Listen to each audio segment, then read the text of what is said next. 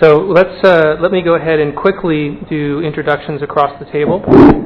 Same format as the previous panel. I'd like to pose the first question regarding your sense of necessity for water goals, and then in particular through the lens of water resource management, your sense of those goal areas. And then we'll move into a discussion about the private sector relationship to that. So we have 5 panelists. To my immediate left, Bharat Sharma, who's the principal researcher, water resources, and coordinator, IWMI India program. That's the International Water Management Institute. Second to the left, Laila Petrie. Did I get that right, Laila? Okay, Laila Petrie, Corporate Relations Manager, Sustainable Construction, WWF International. Next, moving down, Srinivasan Iyer, Assistant Country Director and Head Energy and Environment Unit, UNDP India. Next, Adrian Sim, Executive Director for the Alliance for Water Stewardship. And finally, Deepak Arora, Vice President, the Essar Foundation. So thank you all very much for your willingness to spend time here.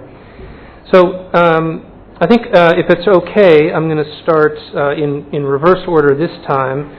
So Deepak, I'm going to head in your direction first. And again, just quickly referencing our agenda, if we could take a look at that first set of questions. Should there be a water-related goals? And if so, what issues should a new water-related goals ideally cover? And again, our specific focus is the water resource management thematic area. So please. Thank you. I believe that discussion on not having goals is not really a discussion, because there is an accepted fact that there should be water-related goals, and everyone in the country, or especially the corporate sector, needs to rise to meet the expectations and also its own commitments. Because if we see the larger the consumption really comes from the industrial sector, and as in the previous session it was pointed out, that there are companies which are heading towards water neutrality goal, where probably they will even end up conserving more water than what they are consuming. So I think that automatically sets the direction and the target of what we should really be looking at. Great. Thank you very much. Adrian, I move to you. Thank you. Yes, I agree. Water-related goals, no surprise there. I guess the real question is what they should look like, what they should be trying to address. Josephina made some really good description of the pluses and minuses, of the strengths and weaknesses of the MDG framework.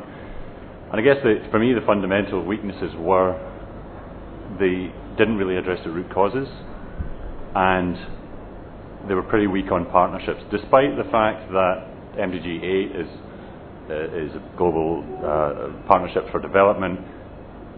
I might be taken up on this, but it was kind of shoved in at the end as a bit of a political exercise. You can take me up on that after if you like. So these things, addressing root causes, really facilitating and requiring constructive partnerships, I think is exactly what the Sustainable Development Goals need to do. And if I can be a bit provocative, we're now already slipping into the terminology SDGs, and I'd just like to remind the S stands for sustainable, and how serious are we about that sustainability? Because in many respects I've yet to see much compelling evidence of that efficiencies can outstrip and outpace scale in the way they need to, and continue to outpace them in order for sustainability really to be achieved. So when it comes to water resource management, yes, that absolutely needs to be addressed. That absolutely needs to be addressed as a root cause, as a precondition of delivery of WASH. And it needs to be done through sustainable partnerships and effective partnerships. But let's not use the word sustainable too flippantly. It's a big and serious issue, and not something which we're going to get get around without a really concerted effort.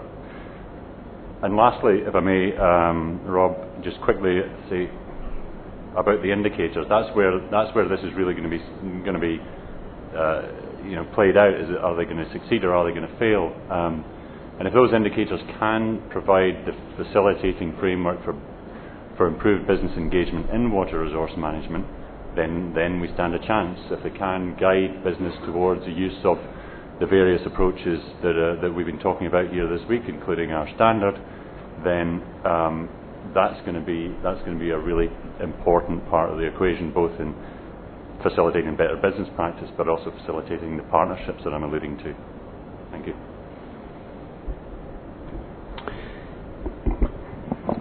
Thank you. Yes, I think the answer as to whether we need a goal on water, it's a resounding yes, not surprising. And not because it's an underpinning to WASH, but because it's too crucial to life.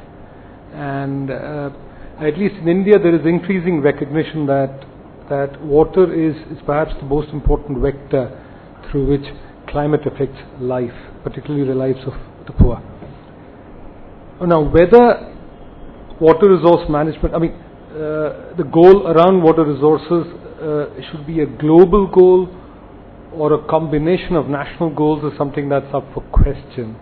And in fact, we see a lot of discussion here that in this country that there is merit for it to be a global goal only if, one, it admits different national positions, and secondly, if by becoming a global goal, it attracts greater global resources for its resolution or for its achievement, as against it being merely a national goal. So the question is around whether there should be global goals or there should be a set of national goals related to water, because there are still major issues about cross-border working on water as a resource.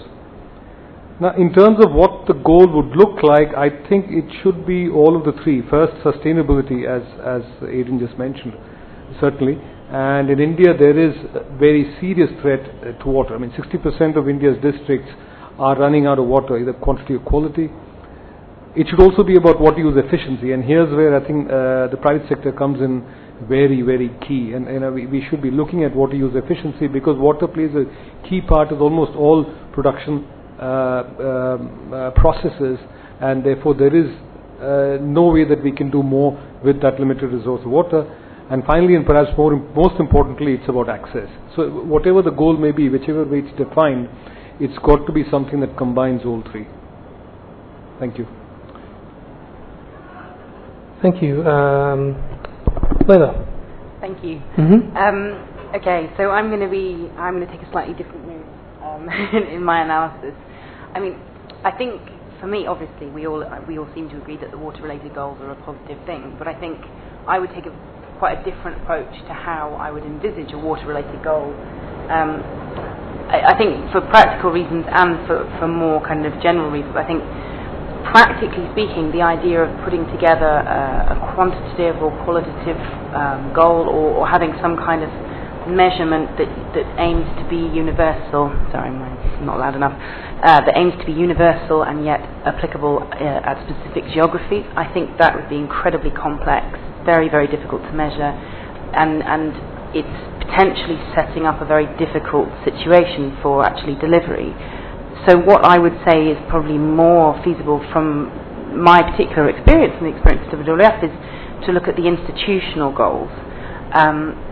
So instead of focusing on delivery, actually say, do we have the capacity in place to understand what the individual issues are, even at basin level, which is kind of the unit of measurement that seems to be most important. Do we have the institutional capacity to understand all of the different claims on water, the stakeholder views? Can we bring those together? Can we balance up the questions about economic development versus sustainability versus human access? And therefore, can we set appropriate targets at the salient level? And I think all of the ideas about specific delivery on those targets, they all just need to be wrapped up in a framework that's actually competently able to manage those difficulties and reassess them on an ongoing basis, because water issues are not static. and therefore you need that flexibility and that real capacity in the system. Now the question is, where would you get the resource to make that happen? And I think that's very challenging, but certainly I would say that the great thing about having this kind of target is it is a way of flagging the need for resource, and it's a way of potentially channeling resource both from public and private institutions into creating those particular mechanisms that are so needed. Thank you. Deepak? Yes. Please. Thank you. I shall try to agree to bit which Laila said. My perspective is that the M part of it, the goals should be more prominent, more significant in respect of water resource management goals than water resources goal per se. Our analysis, global analysis, has shown that mostly in the developing countries, whenever we have resources, generally the financial resources, we set up water resources goals. That so much billion cubic meter of water will be converted, so much canal will be done. If a factory is to be established, so many wells will be done. But the management part of it is a really lacking part of it unless we have the water resources management goals so that they become sustainable. We do not fall into a next trap, can say those kind of things. As we say, especially in this South Asia, including India, Pakistan and other countries, we developed a very fantastic, very super we can say water resources, surface water resources infrastructure which is considered the best in the world, the Indus and Bhakra, etc. But if you review those systems during these days, they are some of the poorest performing systems because the management part has been lacking and kind of thing. But similar things can be cited examples in other part of it. So the emphasis, whenever we want to start, the equal or rather more emphasis should be put on the management goals as well, per se, as the water resources goals include. Thank you. So we've got about 5 minutes. So what I'd like to do, if I can, follow-up observation? Please go ahead, and then I'd like to at least put an observation out, start to get some response back, and then we'll break. Go ahead. Talking about the goals, there are 3 things that come to my mind after giving a little bit of thought. The goals could be segregated into conservation. That's one, because that's one of the key targets that we're looking at. Second is the issue of access, and third is the distribution part of it, because essentially these 3 things will lead to let's say having 100% distribution or access to water. So when to make my point, I would like to take an example. If you look at Chhattisgarh or the central states, which have perhaps the densest forest cover that we may have anywhere in the world, and it receives very high amount of rainfall. But when you really go into those areas which are also very badly affected by some of the movements, but the access to water is just not there. You will not find wells for kilometers, and so in an area which is high volume of rainfall, not having an access to water or not having the basic techniques to conserve water, it, in contrast to a place like an urban city where the rainfall may not be that much, but the usage and consumption of water is far more when you look at the per capita consumption. So it is a distribution, our ability to distribute and collect and then distribute the resources adequately will lead to much better water footprint across the country, and where I also believe that there is a significant role for the different players, be it the private sector, be it the government sector, and in certain areas it will be a more commercial kind of a model which may succeed, while in certain areas where the basic access itself is an issue, there probably a more government supported system or a mechanism may be a little more successful.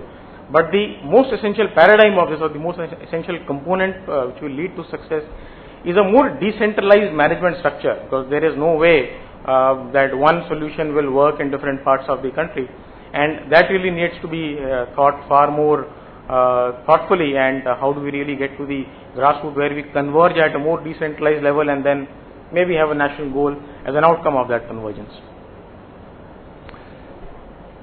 Thank you. So what I'd like to do is I'm going to pose a question back, and we'll have just a chance for one response. We'll take a break, and it'll provide others a chance to think a bit about this. And we'll have about 10 minutes after the break to wrap this panel up. But Srinivasan, I'd like to turn to you. So get that pen up. Here we go. So as I look across the observations, it's interesting. On the previous panel, the observation was made that there's a compelling case for WASH-related goals because the remainder of the development goals, whether they be the current or the future goals, are dependent on success in that area. And then, Adrian, if I got it right, it seems to me that you set up, in the context of root causes, a further dependence that said the water-related achievements or goals are dependent on water resources management, effective water resources management. So we're starting to develop a little bit of a dependency diagram here, which is great. Sorry, you're appealing to one aspect of my brain.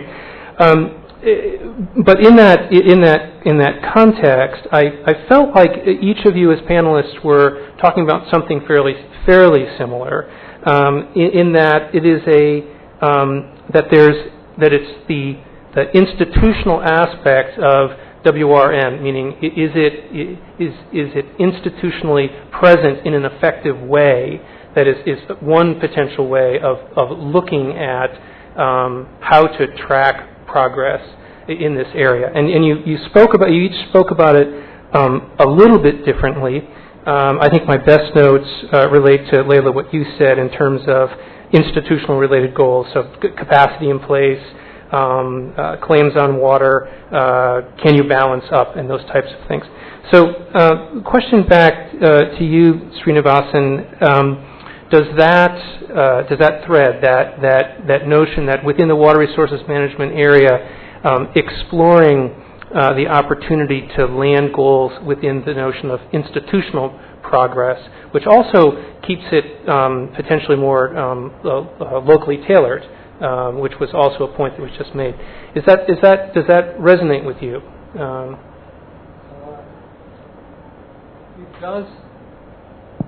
It does to a certain extent. Mm-hmm.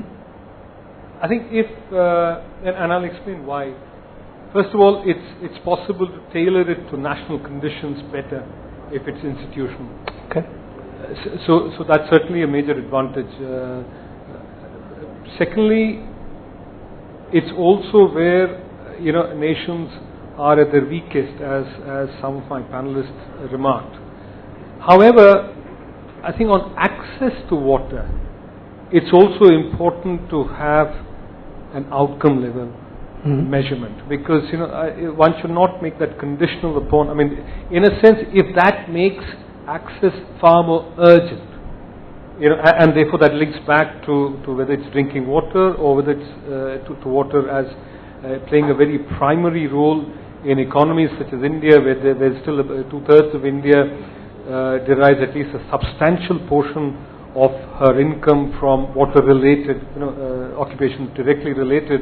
Access becomes very key, and therefore it's important for one to put that right up front. So on matters such as efficiency, on matters such as sustainability, I would still say institutional issues could be good for the world to focus on, but access is too close to the core in a sense, and that should be retained in some kind of a definition which goes beyond institutions into outcomes. Terrific. Thank you. All right. So withhold applause for the panel. They're not done yet. We've cut about 1 minute into the break, but I would like to ask that we're back promptly at 4 o'clock, if not a few minutes earlier. We'll look to pick up some time here. And then panelists, if you wouldn't mind coming back for an additional 10 minutes, we'll pick up this thread, and then I would like to, as time allows, call out the question about private sector relationship. So thank you. See you in a few minutes.